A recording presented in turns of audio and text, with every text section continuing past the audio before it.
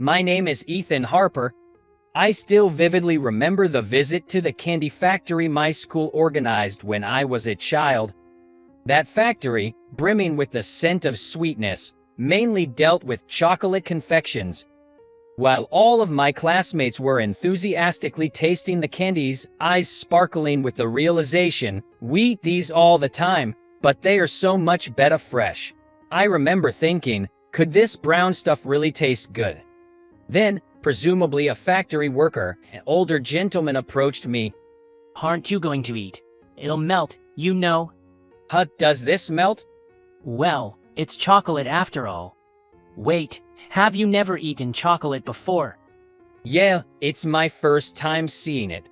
Can something this brown really be delicious? Seeing my dubious face looking at the chocolate, the man blinked in surprise, then smiled slightly.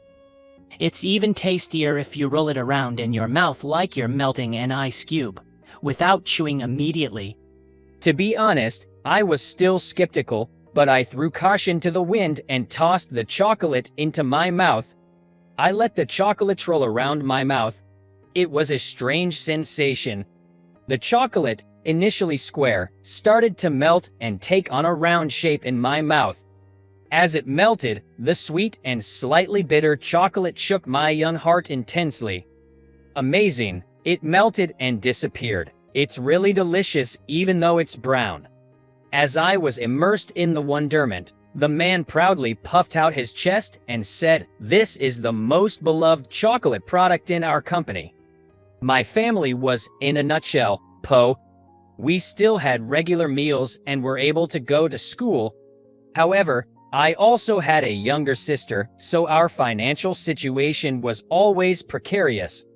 My mom juggled part-time jobs and household budgeting with grocery store flyers, and my dad worked night shifts, returning home in the morning to sleep, so we could only see each other on his days off. Even when I was small, I understood that we weren't in a position where I could casually say, "I want to eat candy." After graduating from high school, I decided to find a job. My younger sister was still in elementary school, and I wanted to give back to my parents. When I consulted with my dad about this, he said, "Ethan, are you sure? You know what? Some people might look down on you for only having a high school diploma, but I was determined. It wasn't just about doing good things and paying back my parents. I had a secret passion for chocolate since I was a kid. I may not be able to become a chocolatier, but I wanted a job related to chocolate." I was so profoundly moved by that chocolate on the day of the school outing to the chocolate factory, which sparked a dream. I got an interview with the same chocolate company where I visited that day and got hired. In the beginning, I mainly had menial tasks and often felt down due to the unfamiliar tasks. But as I gained 3 years of experience, my responsibilities grew and I even started to handle important tasks like negotiating with clients. That's when it happened. I was called in by the CEO. After knocking on the door, I entered the CEO's office. "Hey there," the CEO greeted me casually, while I was completely intimidated. May I know why you called me today?" I asked nervously. This was my first time meeting the CEO since the job interview. Seeing my anxiety, the CEO burst out laughing, then chuckled heartily. "You're still as skeptical as ever." "Huh, what do you mean?" "You were still an elementary school kid then, so it's understandable if you don't remember. It's me, the one who spoke to you when you visited our factory and tried the chocolate. It's me." There's no way I could forget. That single piece of chocolate had changed my life, but the memories from my elementary school days were vague. I remembered that a man had talked to me, but I couldn't remember his face.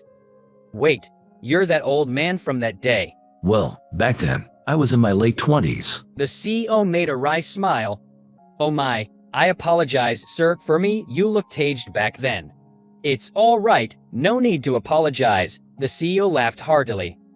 "I didn't notice you when I hired you, but one day, seeing you eating chocolate so delightfully in the break room, I had a feeling of deja vu.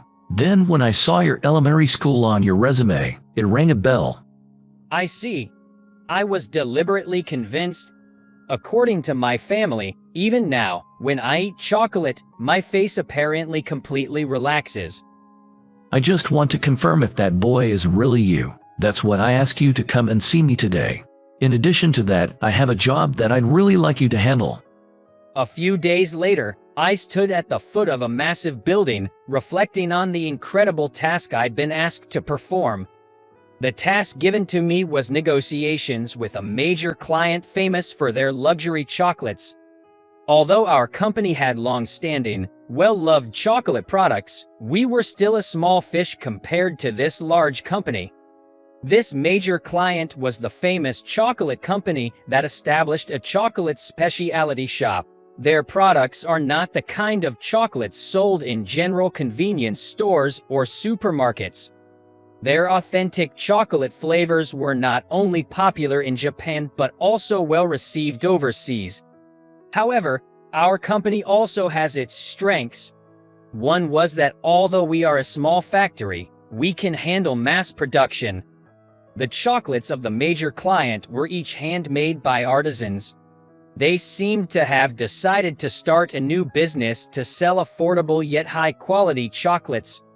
This was why they approached us, a small-town factory capable of mass production. If this deal was closed, it would be profitable for both our company and the client. I was entrusted with this crucial negotiation, which could affect the fate of our company. I have to stay focused. I straightened my tie and entered the towering building. We've been expecting you. A man in his 30s, by the name of Johnson, came rushing towards me. Mr. Johnson led me to the conference room and negotiations began immediately. The negotiation went well. It was a crucial negotiation, involving not only the fate of the company but my own life as well. Above all, it was a task assigned to me personally by the CEO. I couldn't make any mistakes. With this, our project is finally making progress. Our negotiation was almost over when Mr. Johnson asked me, By the way, Mr. Harper, you're very competent. Which university did you graduate from? I stumbled over my words, but I had to say it. Feeling it would be wrong to lie, I honestly said that I only had a high school education. Suddenly, the atmosphere in the room changed. What? A high school graduate? Your company assigned someone with only a high school education to such an important negotiation. Mr. Johnson's face turned red with anger. I'm sorry, but let's go back to the drawing board. We shouldn't have asked a small factory like you in the first place. We'll find another factory. I panicked. I recalled my dad's words that I might have a chance to be despised as a high school graduate, but until now, that had never happened. I realized how lucky I had been, being in a supportive working environment. No matter how much I bowed and apologized, Mr. Johnson didn't seem to want to listen anymore. Several days had passed since that day. I visited alone that major client's office again. I just couldn't come to terms with the situation. Why is a high school graduate treated disrespectfully like this? Over and over again, I spoke to Mr. Johnson, who was in charge of this project. I begged him, bowed my head. About a month later, it seemed Mr. Johnson had finally given in. Fine, all right. Then memorize all the features, colors, and shapes of all the products we handle. If you can do that, I'll listen to you. I thought it was an unreasonable demand, but I also thought I had no choice but to do it. It's a golden opportunity. I frantically memorized everything about the products our major client deals with. I studied harder than I ever had, memorizing the entire manufacturing process and all the materials used. 10 days later, I stood in front of Mr. Johnson, who was so surprised by all that I had learned that he was left aghast, as if he had turned to stone. Did you really memorize everything? He asked. Yes, I even learned about your company's history. That's enough. No need to go any further.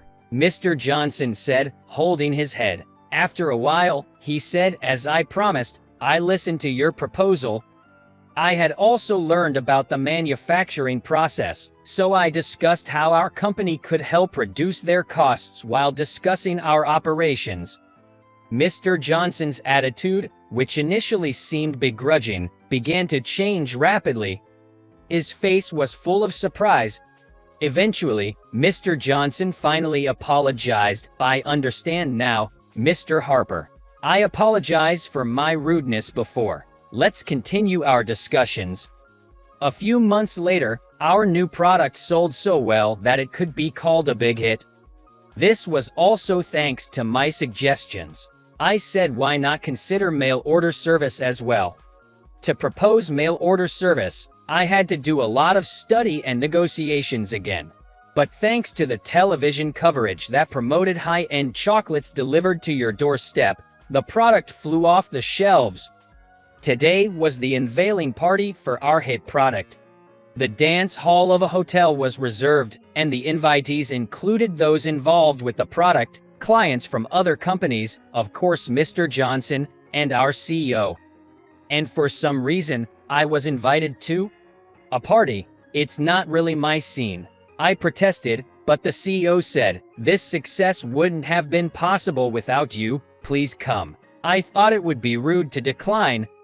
Although I felt out of place, I had confidence in the product I worked on, so I was able to be there. Then, a drunken man from a client company, who had nothing to do with this project, pointed at me and staggered towards me, bellowing, "Just a high school grad. He only graduated from high school. Isn't this fancy party a bit too much for a high school grad kid?" he said, mocking me. Mr. Johnson understood, but everyone else. They mocked me just because I only had a high school education. I was understandably pissed off. Then it happened. Please stop. Don't mock Mr. Harper. Mr. Johnson intervened between me and the man. Johnson, I believe a person who only has a high school education is kind of questionable. Don't you think so? The man was surprised when Mr. Johnson intervened, but he kept mocking me. Johnson gave a wry smile and said, "Well, initially, I too was skeptical about having a high school grad as the project lead, and I was looking down on him. So I can't really say anything." But he is a very hard-working man. He knows our products better than our employees now. He always comes up with innovative ideas. I didn't realize he respected me so much, and I found myself teary-eyed. Everyone in the hall was looking at us, wondering what was going on. When I looked back, I saw our CEO standing there. President. As I spoke to him, he just smiled gently. He stood in front of the man and began to speak calmly. I don't think academic background matters. I was charmed by Mr. Harper's personality and entrusted this negotiation to him. He persevered even when he was mocked. The fact that we can host this party is proof that his persistence and hard work paid off, don't you think? With Mr. Johnson's words earlier, and now this, my heart was filled with a strange warmth. What I've done wasn't in vain. Applause broke out from somewhere, and it spread around me. I was full of joy as if I might die tomorrow. A few days later, I wanted to let my family try our products, so I brought home a big bag of them. As I was talking about the party the day before, I said, "I'm really surrounded by good people, huh?" Then, as my father tasted the new chocolate, he said, "No, it's your hard work. Like your boss said, your persistence and hard work created this delicious thing." I didn't expect my father to say such a thing and was surprised, huh? The only thing you lack is confidence. You've become capable of creating something this good. Have more confidence. I was taken aback when he gave my back a big slap. I choked a little, but the dull pain on my back felt oddly warm. My younger sister, who had just become a middle school student, also said, "Brother, this is so delicious," as she enjoyed the new chocolate. Seeing my family's happy faces, I found myself smiling softly.